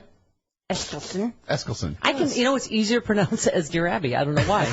But it's Garcia. Eskelsen. It's her middle name. It's Lily Eskelsen Garcia. Eskelsen, come here. All right. So, what? By the way, so the president, I guess they're saying they talked about him. He's not ruled out a trip to Ferguson, but some people are saying that might be. I think he would get in the way. Unwise. Yeah, that's what. Well, Clarence Caskell, another Missouri Democrat, panned the idea, citing security concerns. Obviously, in the middle of already some. Some unrest. But so Eric Holder, did he go? Wait, he's going today. He's going today. Yeah. Carlos, your thoughts on? Pardon the pun, but it's not a black and white issue. There are multiple investigations going on. The grand jury investigations going on. There are multiple eyewitness accounts of what actually happened. Certainly, gunning down somebody is not great. And I think. Jokingly, I said something about Garcia and Jones. I think in the future you need to have a police force that's representative of its population, and perhaps it might be wise, if, albeit affordable, to have maybe a black officer and a white officer patrolling at all times, just for the appearance that at least the culture is being represented by somebody that is familiar with them. That appears to be what may cause the rift or the misunderstanding between people. The guy, I wished that it didn't happen. It's. By the way, when they brought Ron Johnson in, I'm sure partially for that reason, that he is obviously African American, but. Now he's taking a lot of flack too, because it's just, it seems like everything that's happening. I mean, you said, Chris, last night was better, but it's, we were saying there's a lot of stuff that's being leaked selectively instead of, and the main thing. The whole thing started out being played in the media and right away with getting an interview with a friend that was there that said, I saw it happen. It was like Platoon. He was on his knees. It's like, but the fact that the police have not even interviewed that guy yet, and that this, we were saying that Lisa Bloom, the legal analyst, was saying, the cop how come he hasn't made a statement? Now he's able to make a statement to the grand jury, I guess today, after he's seen these witness statements and the autopsy results, Yeah, I don't think this thing happened in a vacuum. It doesn't appear like he was patrolling for people and said, I'm just going to shoot this guy. I think there was an altercation in the car. I think if you read the multiple witness accounts, most of them say there was some sort of altercation in the car.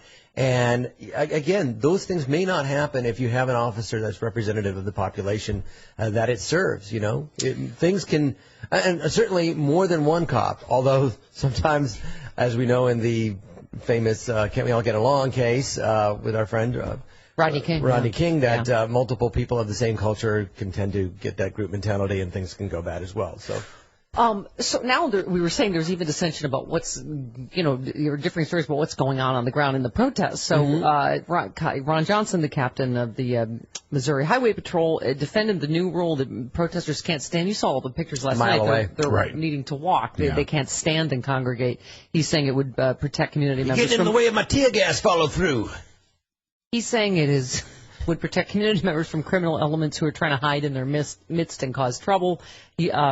So they've been told to keep walking, right, unless they're in like an approved protest zone or something. Like a beer festival. Keep walking. Don't stand in front of the stage. He said, we're not violating your rights. We're allowing you to protest because, they're saying that some people are infiltrating the crowd, and then it's hard to tell, like, is someone throwing a Molotov cocktail? Who is it? And then, Yeah, it's just like... But the optics of using tear gas on kids, not so good. No, not at all. Yeah. Not so good. And on the other side, there are violent elements, as Johnson alluded to. There are some violent elements from in-state and out-of-state. You have to be fair on both sides, not quite to the capacity of Ted Bundy's representation of people with firearms, the guy on the bridge poking his rifle through a crack. You meant Cliven Bundy. Cliven Bundy, but yeah, I know Ed Schultz was comparing it. What did I say? Ted Bundy. Ted Bundy. So did I. They both drove Volkswagens, right? What is loaded serial killer Ted Bundy? And, by the way, what a great week for me to be off and come in and inject some comedy into it. Robin Williams has passed away. Ferguson's going nuts, and there's a beheading. Time for jokey jokes. Yeah. Actually, last Wednesday when you weren't here, we had Rick Overton in, and he was really good friends with. Very close. So, yeah. So thanks for not coming in. By the way, there may right. be no crying in baseball, but there was crying in comedy. Absolutely. And so I'm just sort of recapping the week. There's a lot of craziness, and meanwhile, I'm trying to teach my daughter the sweetness of life, and we're watching Wizard of Oz, and this dichotomy of trying to be a father and telling your kids that somewhere over the world is a good place. Just don't turn on CNN or MSNBC or any of the news stations. No, just ignore the news. You need to have Frozen playing on every screen. Do you want to build a snowman? Not in Ferguson. It's just nuts. And right Ebola's now. back. Yeah. Have fun at school. Hey, Ebola. So hopefully the grand jury case will get things underway. Eric Holder may be able to hopefully restore a little bit of order, but it's a hornet's nest right now. Speaking of which, hey Chris. Yes. The escaped Ebola patients have been found. Oh, good. I don't know. There is a thing going around and. A rumor going around. Right, that it's a hoax and there's no such thing as Ebola. So there are people letting Ebola patients out of places and taking their sheets. And okay. They can go on walkabout then. The Ebola outbreak continues to spread with an additional 113 cases reported over 2 days. The virus has killed at least 1,200, about 1,200 people, sickened more than 1,000. Outbreak, already the deadliest on record. It's shown no signs of slowing. But it's kind of like a 28 days later Ebola. You have to have like fluids or something coming out of the body and going into your body. Like an eye drop from a crow. She did not understand that reference. 28 days later. Brandon Gleeson there. He's standing. He's movie. Watching his daughter, and they go into the thing, and then Brandon Gleeson looks up to the sky, and there's a crow. The crow bleeds a little off its beak, and it gets in Brandon Gleeson's eye, and that's it. He has the anger thing, and he turns into one of those faster. It's the rage virus. It's the rage virus. You are losing. In other words, Ebola can only be transmitted through. It's not if you shake somebody's hand or you're on an airplane, they start coughing. You actually have to. Like spit into your mouth, or you have to exchange fluids in a loving way. Why are you speaking in that Because it's Brandon Gleeson. I'm referring to Brandon Gleeson, who's the guy that gets the drop of blood in his eye. It was a British movie. Okay. Yeah. With Cillian Murphy as the lead. Yes. You have lost your marbles, sir. That's a pretty good Brandon Gleeson, I have to say. Okay, let's go to Janice in Chicago. You're on with Carlos. Hi, Janice. Hey, great to be here today. You. First of all, I just wanted to say I really like Lily. My daughter is a education student, and it gives me a lot of hope because I totally believe in critical thinking skills are not what they should be, and I have hope that she's going to really pursue that. I'll have to think through what you just said. I'm not good at that, but go ahead. I'd like to say that my concerns about this blue light campaign for the police officer really scares me because it going national, people will put this out. You can't control what somebody else might do, and the first piece of vandalism that happens is going to really make this into a problem, and that concerns me. Right. Well, and that's what I was saying. It seems a little what's the word, premature until you know what happened. I mean, what if he in fact is charged and convicted? I mean, what are you supporting exactly, right? Really, exactly. There's so many things we don't know about this, and the police department handled things so badly. I truly believe that if that video or anything that they have would be in support of this officer, we'd be seeing it already. Yeah. Yeah, no, it's the lack of information that I think causes, more distrust. Representative Paul Ryan yesterday, Representative Paul Ryan of Wisconsin. There's no problem with the federal government having a role, but in all of these things, local control, local government, local authorities who have the jurisdiction, who have the expertise, who are actually there, are the people who should be in the lead. Okay.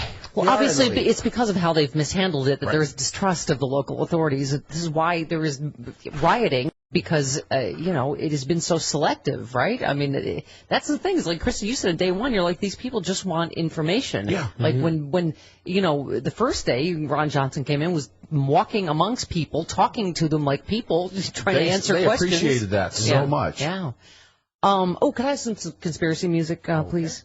Fox's Todd Starnes, always helpful. Mm-hmm. He has written that the Obama administration may be orchestrating the Michael Brown tragedy. Mm-hmm. He wrote that on his Facebook page. What good would that do? Does it matter? Well, they have people from Acorn registering these protesters as they walk by. Right, Acorn, we forget that exists anymore. Right. He wrote the uncivil unrest in Ferguson continues, and it appears the Obama administration may be orchestrating the Michael Brown tragedy. Mm-hmm. He talked about the Herrick Holder, Valerie Jarrett, the administration's point persons going so far as to arrange a federal autopsy. Right, because there clearly is not trust in the local. It's Holder who tried to convince the Ferguson Police Department not to release the video purportedly showing Brown involved in a robbery. Right, because that has inflamed the situation and we don't know. Yeah. And how is it relevant when they had to come out and say the officer didn't even know if he was involved in that? One account, I was reading on the multiple witness accounts, one account said they were mutually exclusive. The officer did not know about him stealing those cigarillos from the liquor store. And we don't know if he did. And then another account said there was a point that once he was identified that he did recognize that these people might be suspects. So I know. I don't know if that's a fact yet. Blah, blah, blah. Let's see, where are we? He ordered local authorities to stop using armored tanks, Eric Holder, which also seemed like actually a good idea, because why do you need tanks against civilian protesters? But Ed Schultz is right. Why weren't there tanks at Clive Bundy's, a.k.a. Ted Bundy's ranch? Ted Bundy. Where his Volkswagen was parked right outside, and where he buried all the bodies of cows that he killed. As we like to call him here at the Stephanie Miller Show, Ted Bundy. Yeah, he's a serial killing cow killer. Right, of the Bundy Ranch. She puts the lotion in the basket, y'all. In my crazy world where I get no sleep, I can call him Ted Bundy. Leave me alone. I live on Vagina Island. I never sleep. 18 minutes after the hour, we roll along. More coffee with Carlos Alazraqui on the Stephanie Miller Show. Listen, if you had dogs with that much hair, there's a big feeling about the hair. I have cats with hair. I just had a thought. Uh-oh. It's like sometimes it looks like a car wash on my hat. It's just like white strings hanging down of dog hair. Okay, I'm fine now. Yes, Carlos, hello. Sounds like a Stevie Nicks thing. White strings hanging in front of my face. I got too much dog hair. Could get some sleep on Vagina Island. Brian Gleason and Stevie Nicks in the same show. About the beheading in the Middle East and all this. God, yeah. I just thought about the line that I wanted to tweet out is like trying to grow democracy in the Arab world is like installing air conditioning units in hell. It ain't gonna work.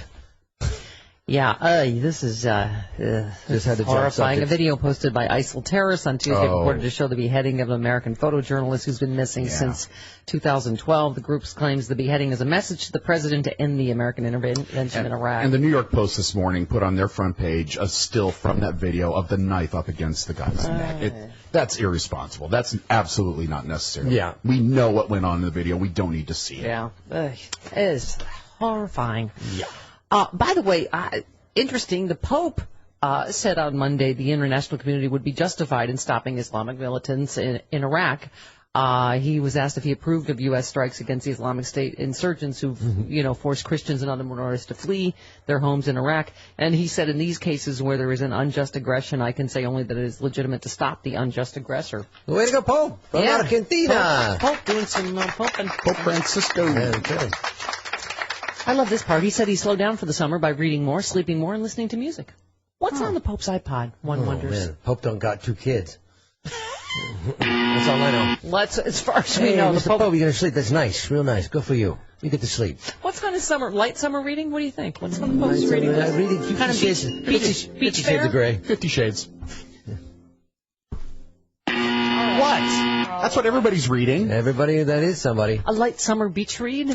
Hey, I saw the trailer for that movie when I was in Grand Rapids, Minnesota, hometown of Baby Gum, a.k.a. Francis Ethel Gum. I've seen that trailer as well. Yeah, it's pretty racy. All right. Yeah, down there in Grand Rapids, Minnesota. There. Yeah. Okay. Haven't you been to Grand Rapids? Yes. Yes, it's way northern Minnesota. That's right. It's about 4 hours north of And Minneapolis. you went to a Walmart there, didn't you? Yes. A Walmart? Yeah. Yes, if you want to feel like the prettiest, thinnest girl in the world, go to the Walmart in Rapids, Minnesota, and just park your ass on a bench for a while. I went to the Judy Garland Museum. You did? It was really cool. Yeah, straight man. See, now that is a man that is secure in his heterosexuality. That's right. Yeah. Yep, I went by myself. Mm-hmm. Made out with the witch. Okay. All right. All right. Wow, maybe you're out of hand when Ray Kelly thinks the Ferguson police are out of hand. Ray Kelly, of course, the NYPD commissioner. He once boasted that his department, which he described as a quasi-military operation, had some means to take down a plane if necessary. That's what you want from your local police force. It was this same militarized force that conducted, remember the midnight raid on Zuccotti Park? You remember during Occupy? Yeah. He defended his department's use of stop and frisk. Remember, New Yorkers were the overwhelming majority, of course, black and Latino. And it was during his tenure the police officers killed Sean Bell, Tammin Robinson, and Ramarley Graham, all unarmed black men. And yet even Kelly thinks the police in Ferguson have gone way too far. A little bit. Yeah, in handling the turmoil. He said the toothpaste is out of the tube here. There's lots of things that should have been done differently, and you have to live with them. He said the first major misstep of the department was not immediately releasing all the information surrounding Brown's death. Telling the public what happened certainly has the potential for quelling or lessening disturbances. You tell them what you know, and you tell them what you don't know, rather than dribbling it out. And that's what we've been saying. And he also said it's mind-boggling that the police department has 50 white police officers and just 3 black police officers in a town that's 70% African American. Not representative of the community. I love the way you said stop and frisk, like a Jewish comedian. Oh, you kidding? Every time I go to dinner with my ex-wife, I got to stop and frisk. I was not aware of that. I'm sorry. It was a stop and frisk even. Heavens to Murgatroyd. Stop and frisk. Ted in Illinois. You're on the Stephanie Miller Show with Carlos. Hi, Ted. Hello. Bundy. Ted. Bundy. Ted Bundy on line 4. Ted had to skedaddle. All right. Diana in Michigan, you're on the Stephanie Miller Show with Carlos. Hi. Hello. Hello. Go ahead. I'm calling about the NEA president-elect. Yes. I just wanted to make a comment that they could get rid of the 10 years in all the United States, and it would not change the problem at all. They act like there is a whole group of teachers out there that are qualified, just waiting to get hired. My daughter-in-law is a teacher for 6 years, and she's a wonderful teacher. She's a first-grade teacher. She's worked in poor schools, and she's worked in rich school districts. And she said, I would not recommend anybody going in the atmosphere that we have to work in. Sorry, honey, we have a bad phone, and we have a hard break. She was not a good into the wind. combination. That's what it was. Right. You don't spit into the wind. She said, I would not recommend something that was very important. All right. Okay. Going into teaching, I believe she said. 29 minutes after the hour. More Coffee with Carlos on the Stephanie Miller Show. Here, Terry, rolling Alaska.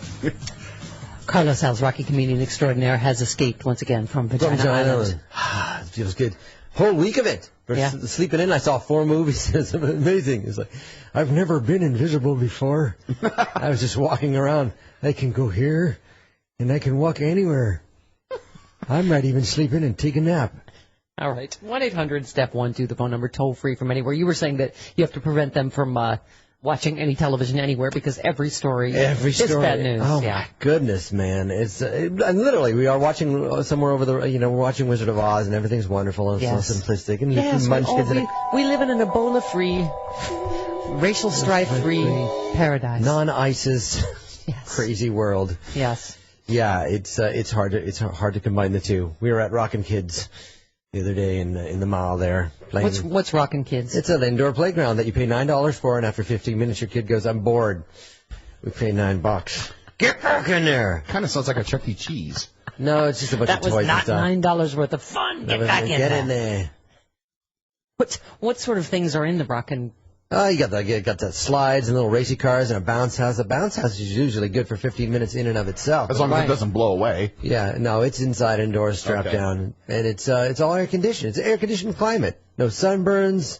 Unlike Ferguson, it's representative of the entire population of Burbank. Unlike the Ferguson Police Department. Yeah. It's a multicultural playground. Here is a friend of Officer Darren Wilson, the officer involved in this shooting. I can tell that he's struggling. I can tell that this is really hard on him.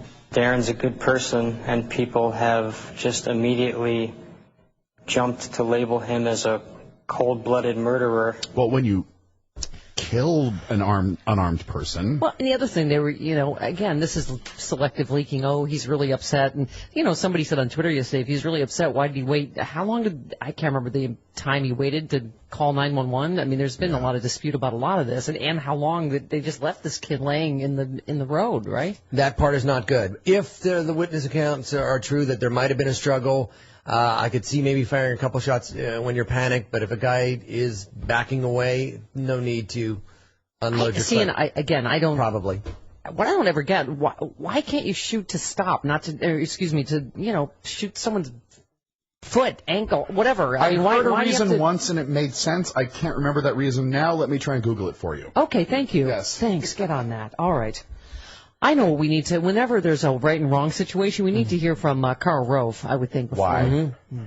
This moral equivalency of the police and all of the protesters are on the sort of the same level, I think, is not worthy of the president. I think the moral clarity is what's desired in this moment, and he can provide it. Well, perhaps Carl Rove should walk down there and make that speech. Right. Well, obviously not. You can't, that's kind of painting with a broad brush on both sides, right? Like, yes, there are good cops and bad cops, and there are some, peaceful protesters there, and I'm sure there's some troublemakers. The vast majority of protesters there are peaceful. Yeah.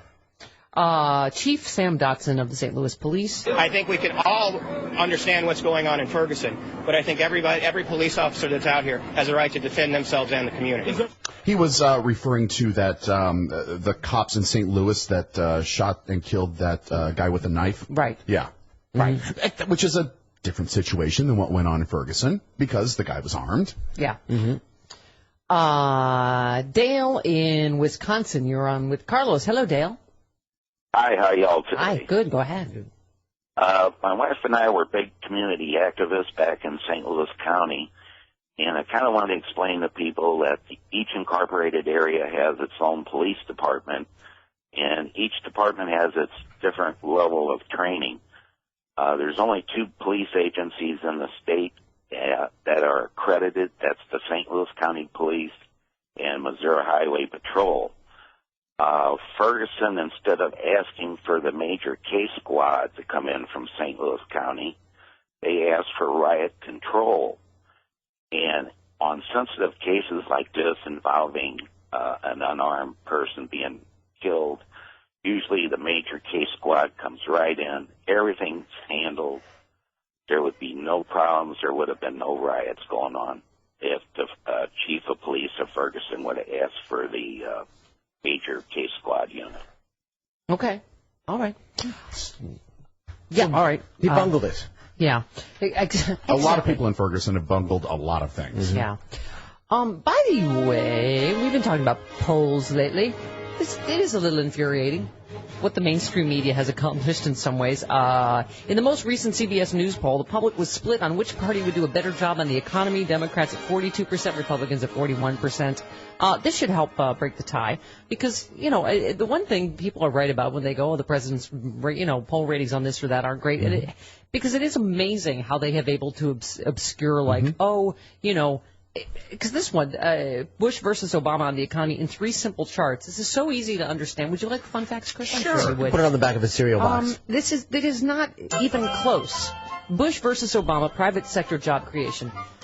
The big ones would be President The big, Obama's, yes. right. Bush lost private sector jobs over the course of his 8 years. The Wall Street Journal declared it the worst track record on jobs, while Obama created a net of nearly 6 million private sector jobs during his presidency, and close to 9 million if you start counting after the Great Recession that Bush handed Obama, helpfully. Okay. Bush versus Obama unemployment rate. Why? Look at that handy-dandy chart there. Similarly, while Bush's policies drove up the unemployment rate, Obama's pushed. Okay. Bush versus Obama. Oh, corporate profits. Remember that? Because remember how bad for business here. Bad for America. Obviously, giant rebound for corporate profits after the crash. The numbers show President Obama's stimulus and regulatory zeal have created healthy conditions for businesses to thrive, and that whiny right-wing CEOs should clam up and count their blessings. The consistent charge that government spending and regulation is bad for business is bunk. It's been debunked. Yeah, I'm reading a book called, I think it's called Detroit, Autopsy of an American City, by a former New York Times columnist who's from Detroit and went back there and interviewed people. And one of the guys was his brother, who used to be in the bank financing world, where they would sell predatory loans to people who had no way of paying these loans off, and then raise the mortgage, and then these people would foreclose on their houses and leave them with debt. And they would just basically screw people out of their money. And eventually he ended up actually having to move out of the house that he wrote the mortgage note on, because he fell victim to that. And that was all going on during the fabulous Bush years, with 2 wars being started as well. And he also left, the lovely parting gift of Iraq. And the only problem is with conservatives, you talk about that. Why do you blame everything on Bush? You're living in the past. Yes, you have to, because it's factual. Right. I mean, it's stuff like that. Charts and graphs. You go, okay, these policies did not work. These policies did. They react like Mr. Potter. Charts and graphs, sentimental hogwash. Your president doesn't know how to create jobs, Mr. Bailey. Yes, Chris. By the way, we're getting some tweets on why they don't shoot to wound, and they go because they go for body mass shots. Those are more likely to hit the target than trying to go after legs which are moving anyway. Right. That's why you would have to shoot an unarmed teenager 8 times. I'm not saying it was right. I'm just saying that's why they do that. Okay. Well, you can unload those clips pretty quickly. So 6 shots can go off pretty quickly. It wasn't like 1, 2. It's like blam, blam, blam, blam, blam. It happens that quickly. When I was on the cast of Reno 911, we worked alongside the Reno. Are you basing your police experience on Reno 911? I'm basing my stories on. I'm sure you had to go through some gun training. I did go through some gun training, and I did talk to officers who said there's one girl that said there was a woman with a knife inside an apartment that was 20 feet away with a knife and started to approach her. She said, I had all my training. She goes, I barely was able to draw my gun. That person was able to close that gap way more quickly than I anticipated, and I raised my gun and shot her in the stomach. That's all I had time to do. So in terms of somebody being shot 6 times, it's not like it happens so quickly. Those rounds are fired are very fast. It's not to defend what happened per se, but it's not like people think it happens. Yeah, well, I think that's the problem is we don't know what happened. We know, what we don't know. There are multiple eyewitness accounts that conflict each other. So unfortunately, there is not one truth that's coming out right now that is factual. There's no video evidence of what started the shooting. I'm not certain that how are the eyewitness accounts conflicting? Some say that there was a scuffle inside the car, that Mike Brown reached into the car first. Others say he never reached into the car. I think that's what the police are saying. I think the only eyewitnesses I've heard from so far, pretty much back up, that it was an unjustified shooting. And people who were videoing the scene right after the incident happened said that that he wasn't anywhere near the police. That's okay. Then I need to check the source of the contradictory opinions. Well, that's something the problem. I read. It's the police departments are leaking sort of details in their side of the story without any. And they have, and not interviewing the witnesses that were there that said, that he had his hands up and he was surrendering. So but once again, these kinds of things can be avoided with a multicultural police force, or at least 2 people. And lapel cameras. Yes. GoPros. Someone said if they sold all their stupid military toys, they can afford the lapel cameras. There you go. Okay. Hack in Ohio, you're on with Carlos. Hi, Hack. Hey, how's it going, Stephanie? I think Paul Ryan just needs to shut up and legislate. this generic pablum about local authority and local control. Right. Has he not seen any of the reports about the total ineptitude? Right. Well, that's exactly why we're having the trouble we're having is because of the local control and lack of control over this, right?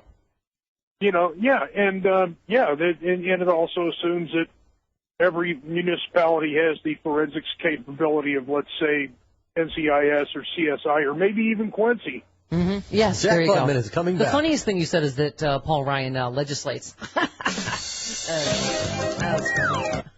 He's a Republican member of Congress is there to legislate. Yeah, it is a blanket statement by Paul Ryan that assumes that every state government or local community or local law enforcement is competent. It's just a blanket. Just let them take care of it because everyone is qualified to do always their better job. than federal government. It's like, no, not Absolutely. in this case. Local people could have taken care of that Cliven Bundy situation. They were ready to confront him, and they did a great job in Nevada. All right. Or Ted Bundy, as you call him. 46 minutes after the hour. That's Ted's middle name. There you go. Cliven. That was his nickname. All right. Okay. Right back to the remaining moments of Coffee with Carlos on the Stephanie Miller Show. 50 minutes after the hour. Coffee with sexy liberal Carlos Alazraqui. I'm going to download that song for my daughters. Okay. Who has been sharing his police experience as Deputy Garcia. Yeah, I didn't mean to be Reno tried. I 911. didn't say I didn't went out, but they relayed stories to me of things that happen, actual accounts from real police officers. Mm-hmm. Not saying that I did anything remotely close to I'm just messing that. with you. How about this one? Cops. Woman crashes car while shaving her privates. Mm. Would you like to guess where? Florida. Right. Mm-hmm. Why didn't you just use Nair? Ex-husband allegedly held the wheel while she shaved. Neither one noticed SUV in front of them. Oh, okay. This is WTF in Florida. Something weird to see in your backup Camry. Hey, what's that lady doing? The trim job apparently essential because she was... Trim job? Pun? She was visiting she was about to visit her boyfriend. She said she was meeting her boyfriend in Key West and wanted to be ready for the visit. Wait, she's meeting her boyfriend, but there's a man holding the wheel. Right. In order to pay full attention, she enlisted her ex-husband, who was riding shotgun, to hold the wheel while she shaved her lady bits for her her boyfriend. I'm going to see my boyfriend, ex-hubby. And I imagine that was like the 98th weirdest thing that happened in Florida. Yeah, I'll tell you what, you can get the kids for the weekend if you just hold the wheel. All right. Do you think there was some child custody issues being resolved? Yeah, there's some custody issues being ironed out. All right, science stack? What do you think? Okay, sure. Why not? We got noted scientist Carlos Alazraqui here. So. I know everything about science. Thomas Dolby. He will blind your ass with science. That's right. Yeah. Good heavens, Miss Sakamoto, you're beautiful. Science. I think I'll need some porn music for this. Some porn? Yes, as it turns out, Carlos, lesbians are having more orgasms than straight women. Wow. Something for everybody in this story. Mm-hmm. Mm-hmm. Yes, lesbians apparently having better sex than straight women. A recent study. Who studied this? Dr. McFeel Pence. Uh-huh. No. Mm-hmm.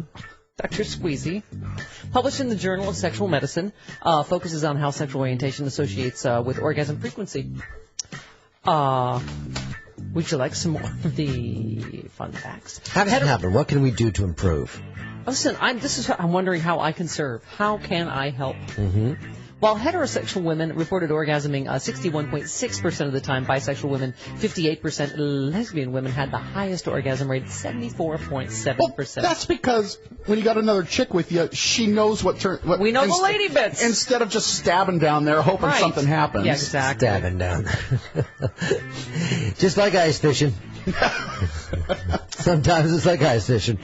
The researchers posit the higher lesbian percentage could be attributed to factors such as, quote, a self-identified lesbian women are more comfortable and familiar with the female body and thus, on average, are better able to induce orgasm in their female partners. Maybe those aforementioned lapel cameras can be put somewhere else so as we can get some in-depth footage of where to go. The author, an assistant professor at the Kinsey Institute, said understanding the factors that influence variation in orgasm occurrence among sexual minority populations may assist in tailoring behavioral therapies for those of different sexual orientations. Such a study could offer better insight into better orgasms for all couples.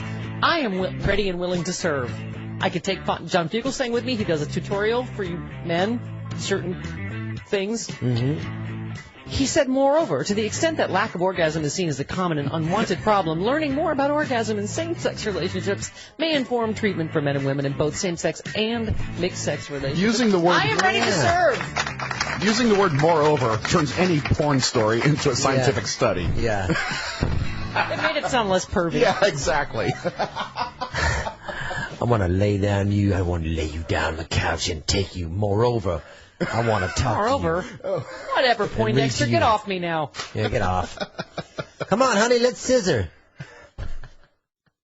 We're going to have to try that scissor thing. We should have added that to Sexy Liberal, a scissoring demonstration. Yeah. Oh, God. No, actually, Cedric and I used to do that on our college tour. Really? Mm-hmm. You used to scissor each other? Sheriff Department wants to help. Really? Yeah. Cedric Nothing wrong with two grown men scissoring. I guess we know how Cedric entertains. Cedric the Entertainer is more entertaining than I realized. Mm-hmm. Okay, Brian in Michigan, you're on with Carlos. Two grown men scissoring? That sounds painful, Carlos. It does. It can be done. I've seen WWE. Just do it. Do it. Just take it.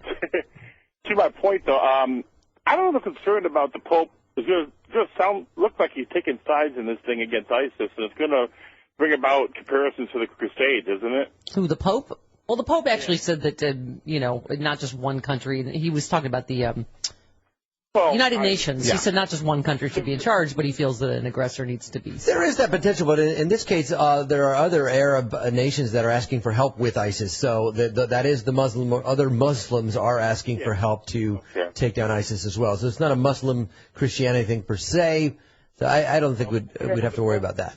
Yeah, when the Pope does makes a statement, it does kind of make it look like he's taking sides in it. It could be, but again, other Muslims are taking sides with the Pope against ISIS. So yeah.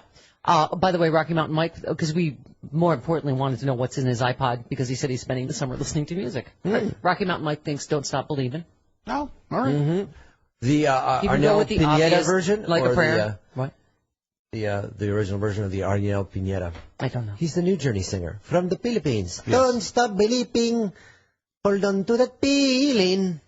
Oh, guess what? Louis Gohmert's at it again. Oh, Louis, come on now. He warned that refugees, who he called undocumented Democrats, fleeing violence in Central America could be bringing diseases like Ebola. They pack it in their lunchboxes with dry ice. Right. Well, they obviously went to Africa first, and then they flew to Central America, where they can then walk with Ebola hundreds of miles. Yeah. Louis Gohmert's just like an unqualified Little League third base coach. Stay there. No, go. Shut up, Louis. He gets all the signals there, wrong. Don't say nothing. He gets all the signals wrong. No, that's not the. I think he wants me to go to Snack Bar and get me a snowy cone. No, Louis, just stay there and don't say nothing. Carlos Alazraqui, how can we follow you? On the Twitter for at Carlos Alazraqui on Twitter and Facebooks and CarlosAlazraqui.com. Oh, the 21st, I'll be at Flappers, 10 o'clock, hosting a show, a comedian showcase. Sweet. In Burbank.